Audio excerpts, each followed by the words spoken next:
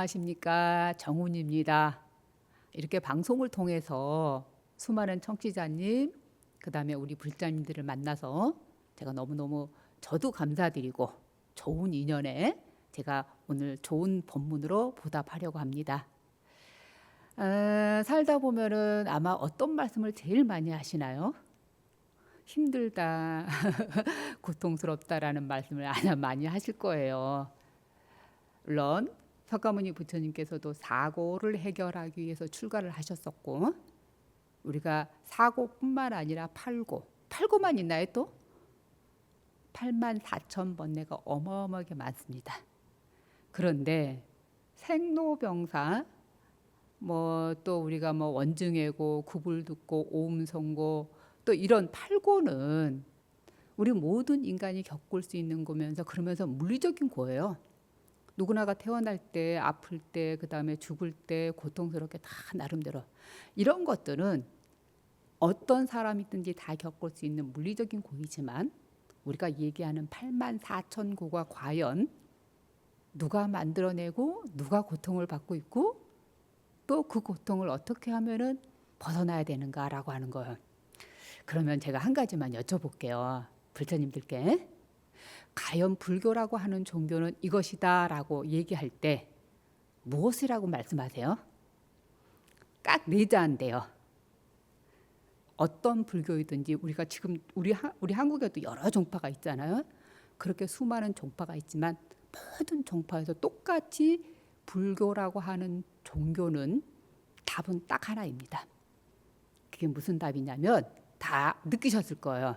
제가 그 얘기를 하고 불교를 대표하는 단어가 뭐냐고. 이고등락입니다. 말 그대로 고를 여의고서 락을 넣는다는 뜻이거든요.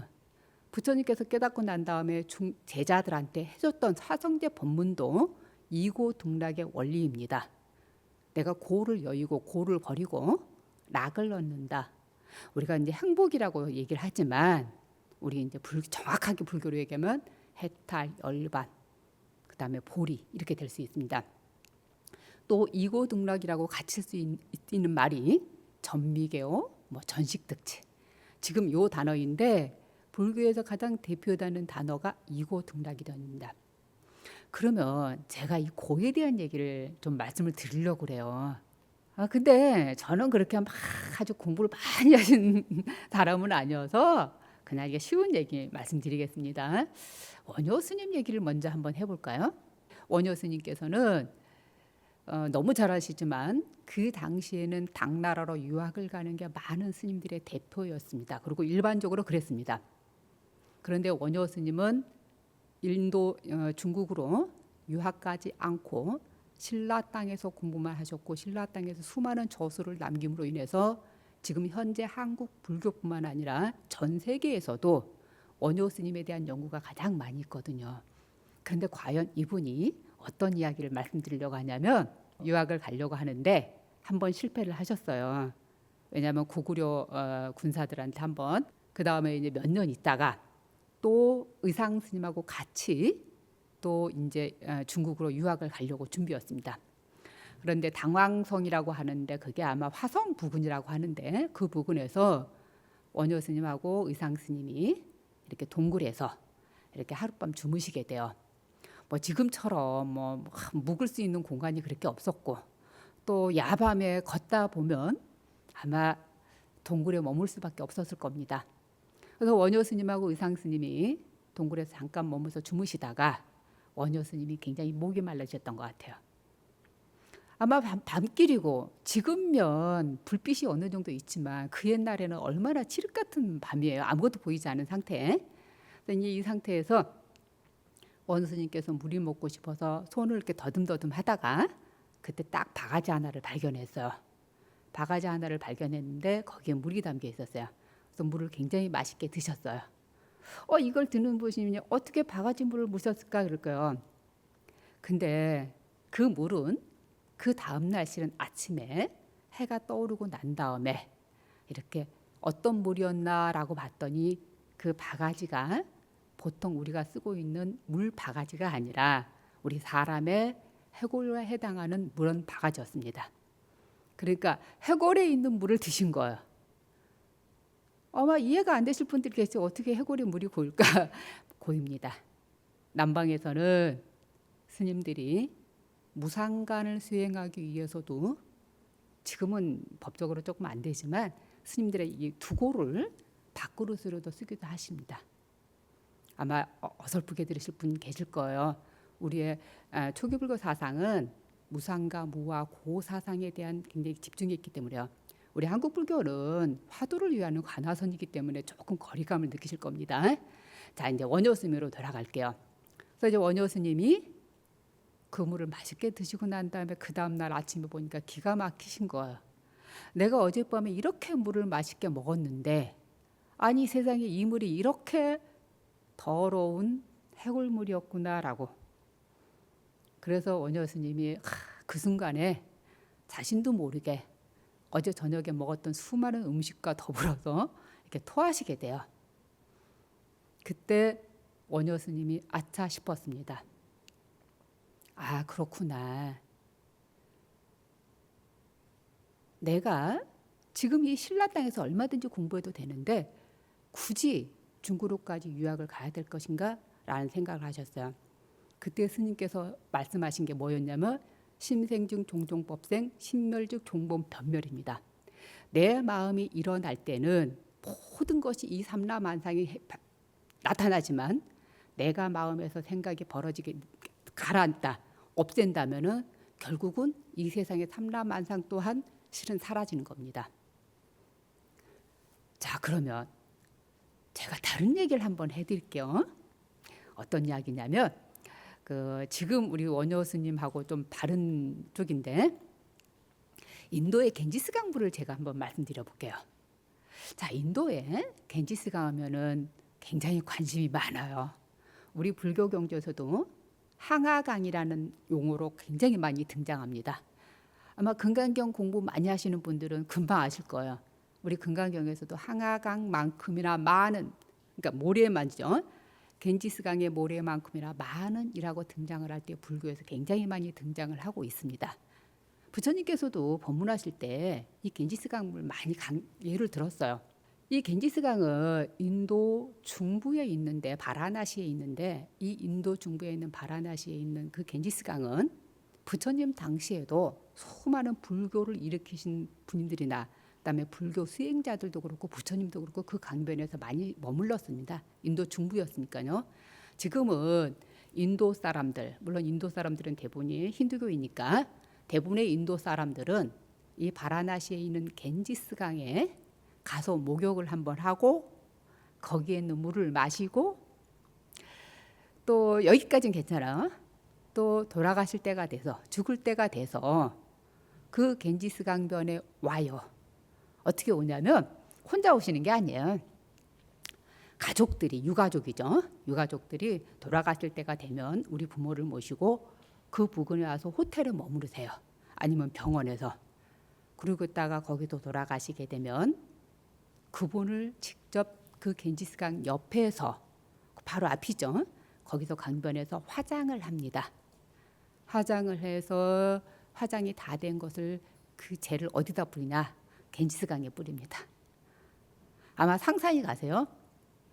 그리고 20, 30년 전만 해도 스님들이 불교 스님을 말하고 힌두교 성직자들이라든가 힌두교 수많은 자인화교 수행자들이 돌아가시면 세상에서 혼탁하게 살지 않았다고 그래서 사장하지 않은 채로 겐지스강에 버리기도 하셨습니다. 그러니 그 겐지스강 물이 어떠실 것 같아요? 전 세계에서 수질 검사를 했는데 물이 너무너무 더러워서 굉장히 걱정이 많다고 합니다. 그 정도로. 그런데 인도 사람들은 그 겐지스강 자체를 어머니의 강이라고 해서 신성시하고 있습니다.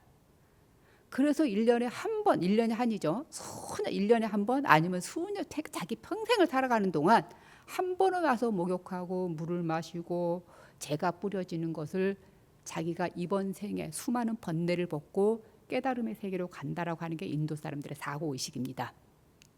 자, 그런데 이분들이 이 물을 먹습니다. 여기 계신 분들은 어떠세요? 인도 갔다 오신 분 많으시죠? 어머니가 주신 신성한 물이라고 해서 그 물을 마시기도 합니다. 당연히 마십니다. 그리고 거기까진 괜찮아. 자기 가족들 주려고 페트병 있죠? 또 깨끗하지도 않은 페트병에다가 그 물을 파리파리 싸갖고 갑니다. 자기 집에. 어떨 때는 기차 타고 가면 몇 시간도 걸릴 수 있는데 근데 자기 식구들도 먹입니다 또. 아마 이거 들으시는 분이 어떻게 그렇게 더러운 물을 먹을까 싶은데 아까 말씀드린 대로 그분들은 그 물 자체가 신성한 물이고 내가 이 물을 마심으로 해서 겐지스강에 갖고 온 물을 마름이라서 이번 생에 수많은 번뇌를 해서 해탈한다라고 하는 게 인도 사람들의 사고 방식이기 때문입니다. 제가 지금 스님이 아까 뭐 원효 스님 얘기하더니 또 뭐 겐지스강 물을 얘기하더니 지금 이러실 거예요. 제가 또 하나 한번 예를 들어볼게요.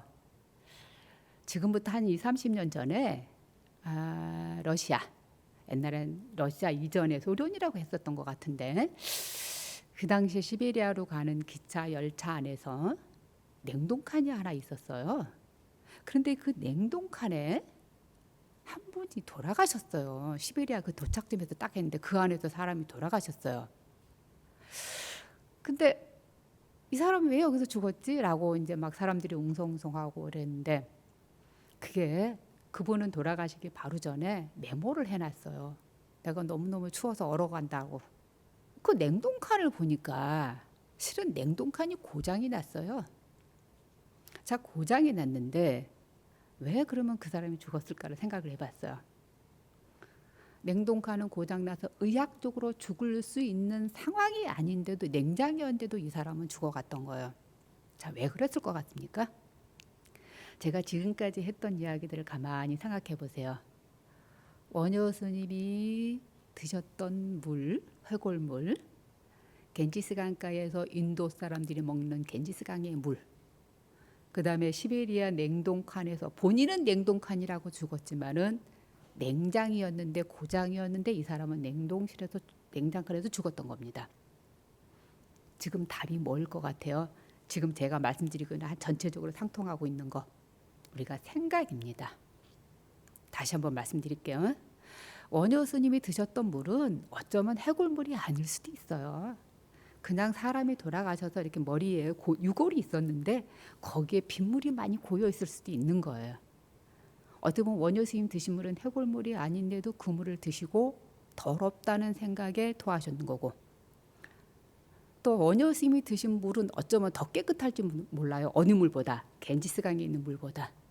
그 겐지스강에 있는 물은 사람이 목욕했고 뭐 화장젤을 뿌리고 수많은 오수물이 흘러 들어온 그 오염 수지로움이 심각하다는 물을 인도 사람들은 청정하다는 생각을 갖고 있으니까 그 물을 마실 수 있었다는 거죠.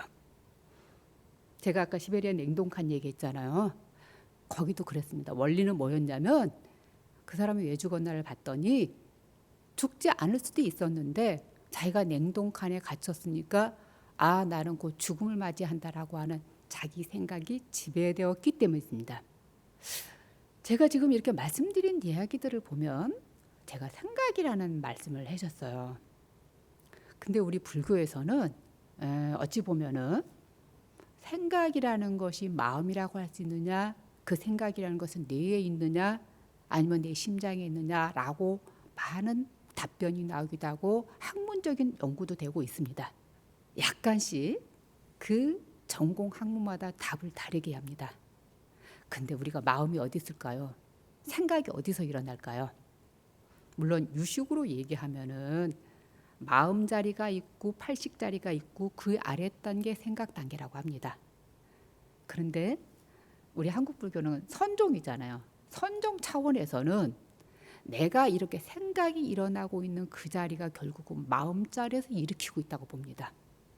그래서 우리가 생각이라는 단어를 얘기하지만 일종의 보면은 마음 한 자리 속에서 일어나고 있는 것들입니다. 우리가 한번 볼게요.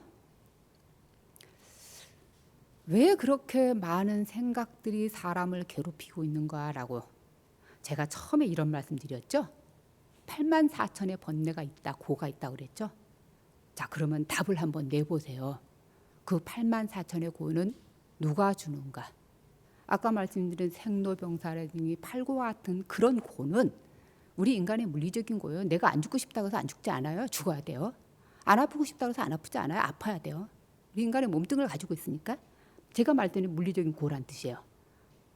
그런데 84,000이라고 그랬어요. 고가. 그 84,000고가 다 물리적인 고인가요? 내 가족이, 내 자식이, 내 배우자가 나를 고를 주는가요? 아닙니다. 결국은 자기 생각에서 만들어진 것에 의해서 자기 고를 누가 부르냐? 자기 고를 자기가 만들고 있는 겁니다. 그런데 정말 그 실험 효과가 있었어요. 어떤 거냐면 그 상담원들 있잖아요. 우리나라에서도 그런 사례가 있었고요. 연구조사가 있었고 미국에서도 그런 연구조사가 있었어요. 미국에서 일어난 연구조사인데 전화 상담받는 인생 상담해주는 사람들의 상담 조사를 해서 통계를 내봤더니 답이 이렇게 나왔어요. 어떤 답이 나왔냐면 40% 아직 일어나지 않은 미래에 대한 걱정이 너무너무 많더라는 거예요. 혹시 며칠 있다가 아니면 몇 년 있다가 내가 잘못될까 봐요. 아니면 내 자식이 잘못될까 봐요. 그러대. 그러니까 이제 상담원이 근데 진짜 그렇게 일어날 거냐고 그랬더니 그냥 걱정이라고. 그래서 결국은 미래를 걱정하고 있는 게 실은 40%고요. 그다음에 30%는 아직 과거에 일어났던 일. 어저께 말이지 어떤 보살님이 나한테 나는 억울하게 욕을 먹었어. 근데 왜 내가 욕 먹어야지? 어제 생각하니까 너무 기분이 나빠. 내가 오늘 어떻게 할까? 그 사람하고 한 번 더 싸워볼까? 라고 하는 거. 어제는 어제 지나간 일인데 또 그렇습니다. 근데 우리 보살님들 많이 그러시다 그래요. 얘기를 들어보니까 남편분이 거사님이 수십 년 전에 20년 전에 자기한테 안 좋게 했던 게 있으면 그걸 두고 가지고 계신다 그래요. 그래서 우리 한국인만이 있는 화병이라는 게 있다고 들었거든요. 자, 그건 뭐예요? 화병이? 대부분이 미래 걱정이 아니라 과거 일 걱정이에요. 과거 때문에 기분 나쁜 거, 과거에 힘들었던 거, 시어머니한테 힘들었던 거, 자식한테 힘들었던 거, 그 과거의 일들을 가지고 있는데 그게 그렇게 그거 가지고 힘들어 하시는 분들이 30%래요. 그 다음에 또 12%가 뭐가 나왔냐면 질병이랍니다. 내 친구가 말이지 어저께 몇 년 동안 암 때문에 고생하다 죽었어. 아마 나도 그럴지도 몰라 라고 하는 거. 그래서 이제 상담원이 물어봐요. 혹시 어디 아프십니까? 그랬더니 아프지는 않대. 그거예요. 아프지도 않는데 자기 스스로 만들어지는 질병이 12%라는 거예요. 그다음 10%가 또 하나 있어요. 그 10%는 뭐냐면 아들, 딸이 결혼을 시켰어요. 어머니 입장에서 결혼을 시켰는데 말이지.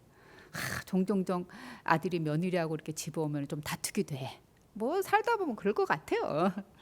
근데 어머니 입장에서는 아이고 쟤네들이 혹시 이혼하면 어떡하지? 그 상담원이 물어봤어. 진짜 이혼한대요? 아니래.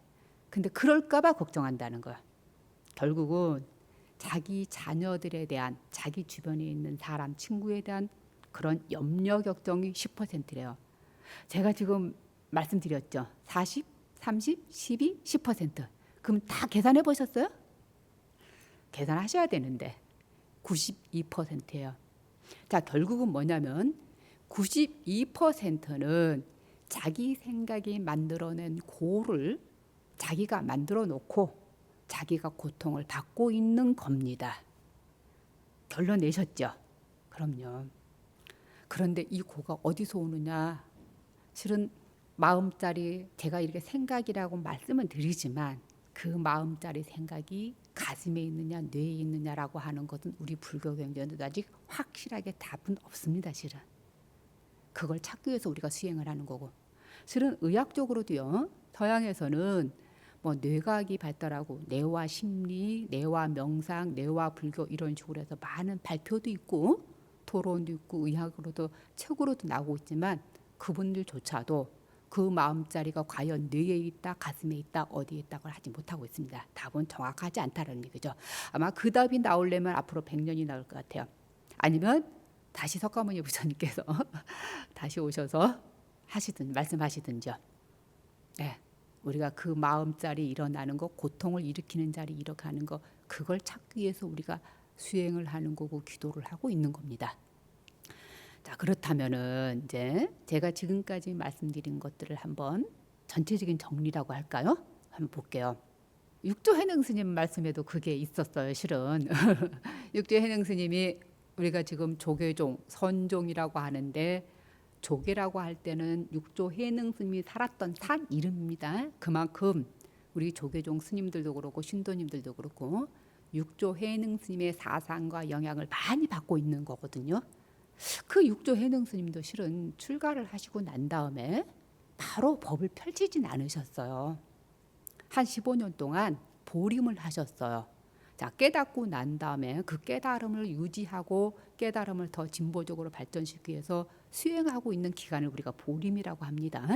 자, 보림을 하고 있는 동안에 육조 해능 스님이 이제 우연히 어느 절에를 가게 됐어요. 이 절에를 우연히 가게 됐는데 거기가 이제 광동송에 있는 인종법사가 사시는 곳입니다.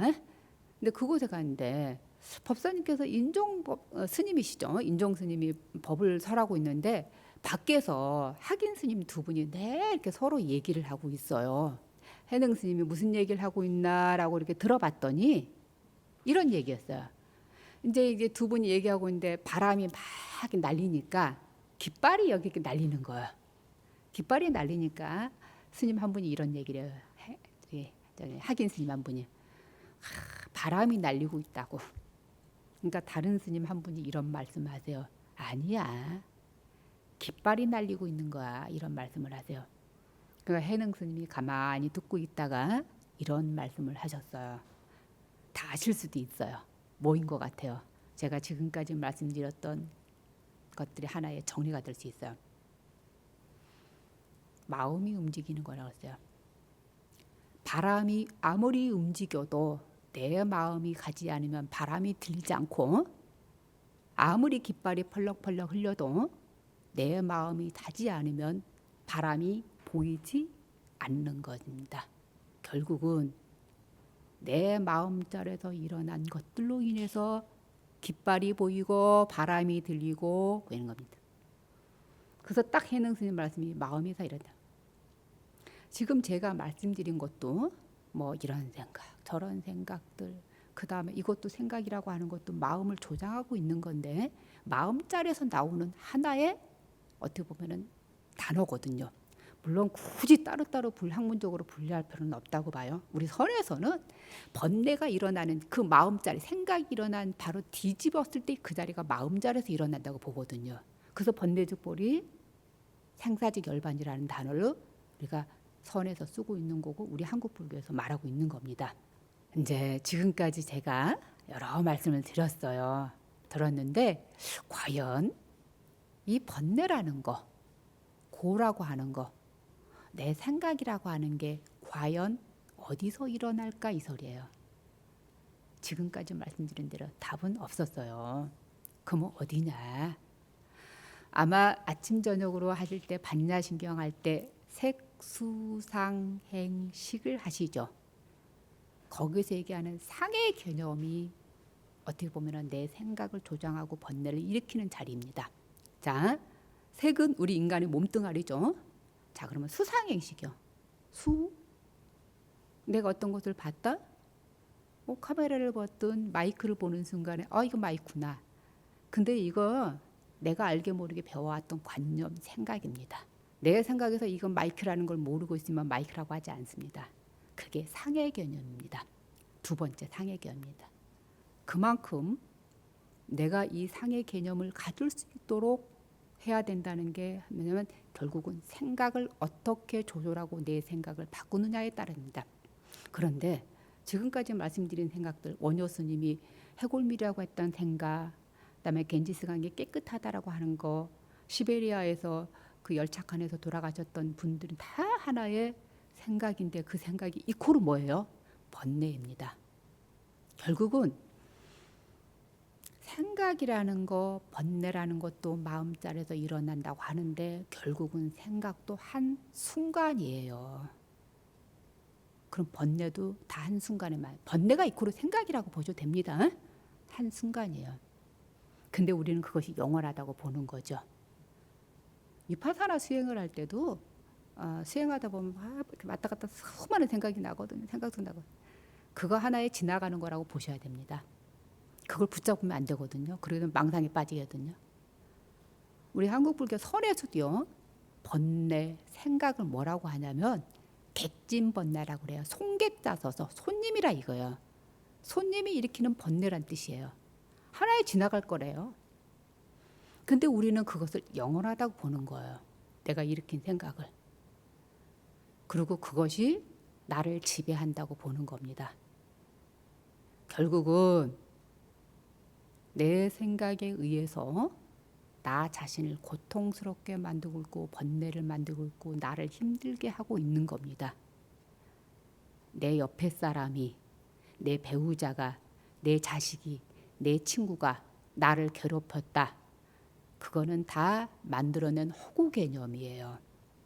아무리 누군가가 나를, 내 배우자가, 내 자식이, 내 친구가 나를 나쁘게 얘기했어도 결국은 나쁜 게 아닐 수도 있어요. 오해가 더 만들어낸 생각에 의해서 계속 자기가 고통을 받고 있는 거. 근데 우리는 그렇게 생각하지 않아요. 너 때문에 내가 힘들어. 너가 아니었으면 나는 행복할 수 있어 라고 하는 거죠. 그렇지 않습니다. 모든 시작의 발단은 고가 일어나는 발단, 번뇌가 일어나는 발단은 결국은 자기 자신에서 시작을 하고 있는 겁니다. 그런데 모든 것이 밖으로만 자꾸 돌리는 거죠. 그러니까 어떤 생각이 일어나든 어떤 번뇌가 일어나든 딱 기억을 이거 하세요. 아, 그냥 한순간 스쳐 지나가는 거구나 이러고. 그럼 또 다른 생각이 오거든요. 그럼요. 근데 그걸 영원하다고 잡지 말란 뜻이에요. 그러기 때문에 영원하지 않기 때문에 그것을 무상하다고 관하고 결국은 좋은 생각을 가지려고 해야 된다는 거예요. 제가 오늘 처음 시작하면서 이런 말씀에서 지금까지도 계속 내가 만들어낸 생각이, 내가 만들어낸 고가, 내가 만들어낸 번뇌가 나를 괴롭힌다라고 했어요. 근데 이거를 다시 한번 정리를 해볼까요? 정리가 아니라 다시 한번 돌이켜볼까요? 내가 만들어낸 생각으로 내가 고를 받고 있다고 하지만 반대로 얘기하면 내가 만들어낸 생각, 내가 만들어낸 마음자리에서 일으키는 그것 자체가 나를 행복하게 해줄 수 있는 하나의 근원도 될 수 있다는 얘기죠. 그럼 이해되시죠? 결국은 내 생각 자리에서 나를 고통스러워 만드냐, 나를 번뇌롭게 만드느냐, 행복하게 만드느냐는 결국은 자기 자신이 만들어낸 것에 의해서 자기 자신이 고통을 받고 있고 자기 자신이 행복도 만들어내고 있는 거예요. 그래서 결론적으로 내가 이 한순간에 지나가는 생각들, 그것들을 부정적인 생각이 아니라 나쁜 생각이 아니라 긍정적인 생각으로 전환하려고 하는 거. 우리 불교에서는 그걸 대치법이라고 그래요. 내가 안 좋은 생각이 일어났을 때 방법을 하는 거. 어떤 방법? 대치 중에 물론 여기 계신 분들은 경전을 많이 독송하셨다. 그럼 경전 이름 하셔도 돼요. 내가 금강경 많이 하고 있어. 평소에. 그러면 어떻게 하면 좋을까요? 안 좋은 생각이 일어났을 때, 내 자식이 걱정될 때, 내 배우자가 기분이 나쁠 때 그 순간에 바꾸는 거예요. 어떻게 바꿔요? 나무 아미타불을 하든 금강반야 바람일경 이렇게 하시면 되죠. 근데 요즘 또 기도 많이 하시잖아요. 지장기도. 이때 막 지장기도 열심히 하고 있는데 내가 안 좋은 생각이 팍 일어나서 막 굉장히 힘들어 자신이. 그럼 어떻게 하면 될까요? 대처하는 방법. 지장보살 하시면 돼요. 지장보살 하면 그 순간의 생각이 나쁜 생각을 한순간에 바꿀 수가 있는 겁니다. 우리가 불교에서 얘기할 때 대치라고 하지만 그냥 일반적인 용어로는 전환이라고 말할 수가 있어요. 자, 그러면 제가 이제 오늘 법문하면서 이런저런 말씀을 드렸어요. 제가 딱 정리를 해볼게요. 생각은 한순간에 지나가는 거예요. 붙잡지 말란 뜻이에요. 왜냐하면 그 생각은 95%는 다 부정적인 생각이거든요. 그러니까 하나에 지나친다라고 생각. 가끔 우리나라 사람들 안 좋은 생각 많이 하셔서 좀 굉장히 이렇게 돌아가신 분들이 더러더러 많다는데 저는 그런 걸 볼 때마다 항상 그 생각해요. 아, 저분이 그 한순간만 참았으면 되는데 한순간만 돌이켰으면 좋았을 건데 생각 많이 하거든요. 그러니까 여기 계신 독자님들, 그다음에 우리 불자님들, 청취자님께서는 어떤 생각이 떠오르면 아, 그냥 지나가는 거다라고 생각하시면 돼요. 또 두 번째는 아, 이 생각이 떠오를 때 아, 어떻게 하면 빨리 전환하는 거, 그것도 굉장히 중요한 겁니다. 그래서 우리가 불자님이신 거예요. 부처님의 자식이거든요. 어떻게 전환하냐? 아까 그랬죠? 나무아미타불 아니면 금강마냐 바람이경, 마하반야 바람일. 내가 화엄경 하고 있는데 대방강불 화엄경, 대방강불 화엄경, 대방강경. 내가 지장보살 지금 기도하고 있어. 지장보살, 지장보살, 지장보살, 지장보살, 지장보살. 다 그렇게 사시면 돼요. 그렇게만 하시면 내 생각이 부정적인 생각이 긍정적으로 생각으로 전환될 수 있는 하나의 기점이 될 수 있고 내 삶조차 행복하게 살 수 있고 내 삶조차 결국은 부처님의 자식으로서 정말 참다운 삶을 살 수 있다는 얘기죠. 아, 정말 이렇게 말씀을 드렸는데 우리 불자님들께서 또 우리 청취자님께서 또 많은 들으시는 분들이 어떻게 들으셨을지 모르겠습니다. 그래서 제가 오늘 너무 법문을 못한 것 같은데 다음 기회가 되면 더 좋은 말씀으로 다시 한번 찾아뵙겠습니다.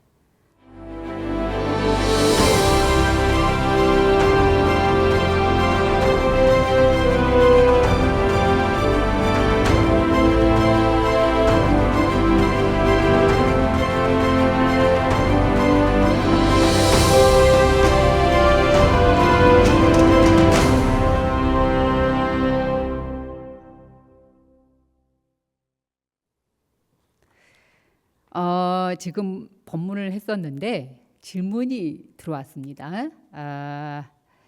흔히 마음을 잘 먹어야 한다는 말이 있다.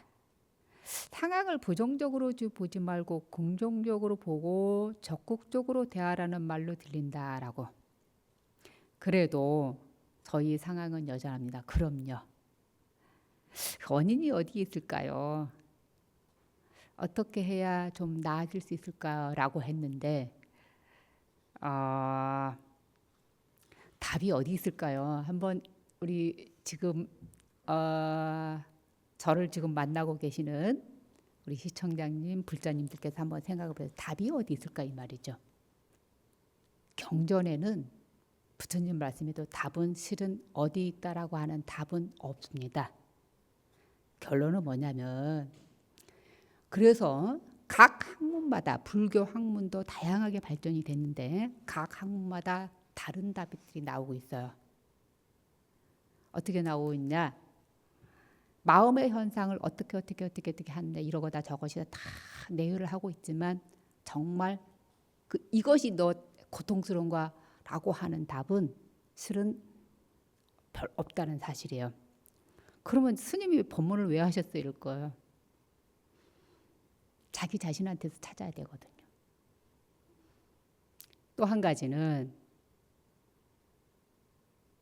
결국은 항상 외부로 돌리고 있는 거를 내 자신 안에 돌려서 내가 일으킨 것에 대해서 이랬는데 그 일으킨 답이 어디다라고 하는 답이 실은 없기 때문에 결국은 내가 기도를 해야 되고 정근을 해야 되고 명상을 해야 되는 이유들이 있는 겁니다.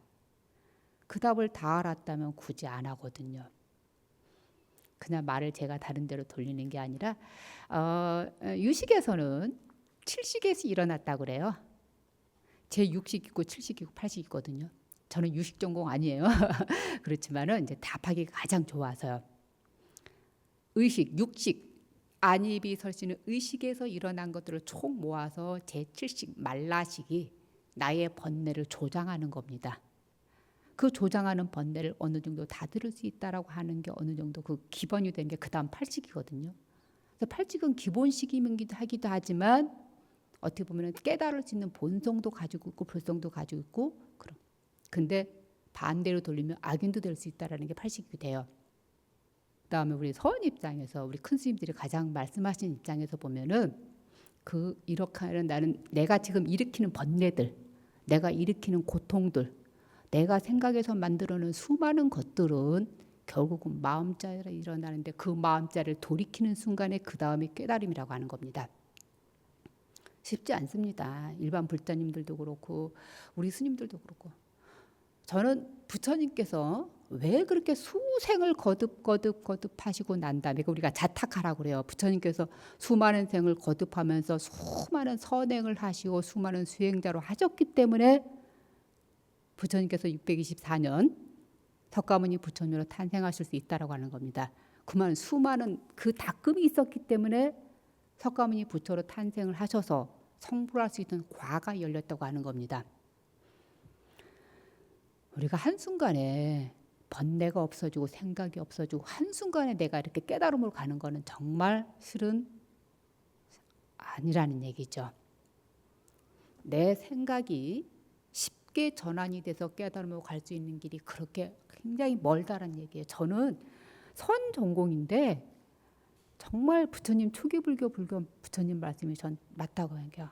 수많은 생을 거듭하고 수행하고 명상을 하고 남한테 선행을 베풀고 이런 걸 통해서 정말 깨달을 수 있다는 거죠.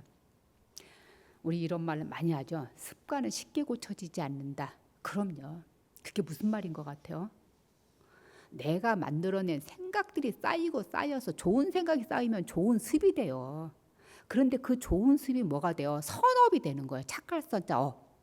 그런데 내가 계속 부정적인 생각이 쌓여서 습관이 돼버려. 그럼 뭐가 되죠? 악업이 되는 겁니다. 선업과 악업이라고 하는 거 업조차도 내가 만들어낸 생각과 내가 만들어낸 행동들에 의해서 습이 되고 그 습이 선업이 되고 악업이 되는 겁니다. 그래서 내가 가능하면 선업을 짓기 위해서는 내가 좋은 생각을 하고 번뇌를 일으키지 않는 거, 내가 자꾸 좋은 습관을 들이려고 하는 거, 이것이 쌓였을 때 우리가 정말 해탈할 수 있고 내가 성불할 수 있는 거고, 뭐 해탈 성불까지는 아니지만 이번 생에 정말 불자라서 행복하게 살 수 있는 지름길이라는 거죠. 쉽지 않다라는 말씀 드렸고요. 이거 생각하시면 돼요. 어떻게 생각하시냐? 제가 법문 중에 말씀하셨어요. 대치하는 거. 이게 불교 용어로는 대치인데 일반 세속 용어, 일반적인 용어로는 전환이라고 그래요. 어떻게 전환하라고 그랬죠? 내가 너무 괴롭고 힘든 일이 갑자기 생각이 났어. 그 생각을 좋은 생각으로 나무아미탑을, 석가모니불, 아니면 관세음보살. 또 요즘 지장기도 하고 있다. 그러면 지장기상, 지장보살님 이렇게. 근데 나는 요즘 경전 독성하고 있어요. 금강경. 그럼 어떻게 할까요? 금강반야 바라밀경, 금강반야별경, 금강반야. 그럼요. 경전 독성도 이렇게 하도 정근하는 것도 굉장히 좋은 선업으로 갈 수 있는 가장 지름길입니다. 불자님들이 절대 그걸 잊어버리면 안 돼요. 그래서 그런 말 있잖아요. 돌아가시기 전에 나무아미탑을 10번만 하면은 극락세계 정토 간다. 그 말을 바꿔볼까요? 이번 생에 사는 동안 나무아미탑을이 아니어도 석가모니 불을 하든 관세음보살 하든 지장보살 하든 문수보살 하든 보현보살 하든 내가 습으로 쌓여 있을 때 그것이 정말 이 세상을 떠나는 그 황량한 길에서 힘들고 고통스러울 때 정말 극락에 갈 수 있는 게 그겁니다. 그 순간에 하는 게 아니라 살아가는 동안 자기가 습관으로 염불을 하고 습관으로 기도하는 거, 이게 몸의 배시라는 거죠. 되시겠나요? 자, 그 다음에 또 하나 질문이 있는데 질문이 비슷해요. 고3 수험생 부모인데 입시가 얼마 남지 않았는데 입시 제도에 변화가 있을 것 같아 불안합니다. 어떻게 해야 불안하지 않을까요? 정말 저는 죄송스럽게도 스님으로 산지 한 30년, 40년이 되다 보니까 자식을 안 키워봐서 이게 뼈저리가 다가오지 않아서 이거 정말 죄송하네요. 근데 저는 학생들도 많이 만나고 우리 불자님, 보살님들을 법문할 때마다 꼭 입시 얘기하고 애들 때문에 걱정한다 그러면 제가 꼭 그런 말을 해줘요. 에이, 지금까지 19년 동안 공부 열심히 했으면 좋은 과가 있겠지 이러고. 그다음에 또 하나는 꼭 그런 말 해줘. 불자님들한테. 우리 입시생 때문에 엄마들이 지금 기도하시는 엄마들한테 이런 말씀 해주세요. 얘가 이번 해에 꼭 좋은 대학 가야 된다. 그거 가지고 기도하지 마세요. 그래. 내 자식이 꼭 들어가야 돼. 서울대학에 들어야 되고 내 자식이 연고대 꼭 가야 돼. 그러면 뒷부분 배경이 있어요. 다른 자식은 대학에 똑 떨어져도 돼? 라고 하는 겁니다. 자기는 아닌 것 같지만 실은 그걸 가지고 있어요. 깔고 있는 거예요. 남의 자식 떨어져야 내 자식 붙는 거잖아요. 제가 이런 말 하니까 기분 나빠할지도 모르겠어요. 그런데 이렇게 생각하세요. 내 뱃속으로 난 내 자식이 입시 공부하는 1년 동안 내가 지금 기도를 하고 있는 동안 내가 평생 이 친구를 위해서 이 자식을 위해서 내가 좋은 길로 인도해주는 부처님 자식으로 만든다라고 하는 좋은 길로 인도해준다라고 이런 마음으로 저는 입시생 어머니들이 기도하시면 어떨까요? 딱 그거거든요. 이 친구가 아파봐요. 안 되잖아. 이 친구가 어디가 다리가 문제거나 혹시 무슨 암이 생겼거나 이러면 입시가 무슨 의미가 있어, 그죠? 그래서 입시 어머니들은 이 친구가 건강하게 그리고 이번 생에 내가 이 1년 동안 좋은 업을 닦도록 내가 이 자식을 위해서 기도해 준다라는 마음으로 그 순간에 마음자리를 돌리면 어떠실까요? 그렇습니다. 그런 마음으로 내 자식을 위해서 1년 기도해 준다. 건강만 하면 된다. 정말 그런 마음으로 하세요. 다음에 좋은 기회가 되면 이 자리에서 우리 불자님들 또 시청자님께 좋은 말씀 드리겠습니다. 내내 건강하시고 행복하십시오.